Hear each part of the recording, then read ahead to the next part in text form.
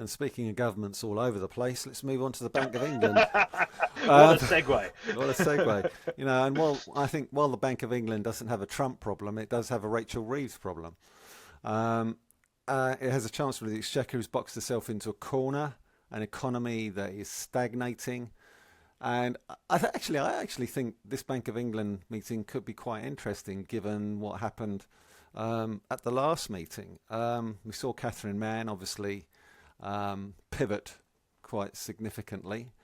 And I think one of the reasons she did pivot was because she saw that the UK economy is struggling. Business leaders are pushing back. There was a recent survey done by the Bank of England on UK businesses in response to the recent budget, and they responded that essentially they've gone into full hunker down mode and an expectation they will have to employ fewer workers as well as put up prices. And I think Catherine Mann was responding to that. Now, while Andrew Bailey has said that he sees no reason to move on rates quickly, and you can understand why when you've got wage inflation at 3 times the level of the Bank of England's inflation target, and you've got services inflation at 5%, how can you conceivably consider cutting rates when you're missing your baseline target by over 1%?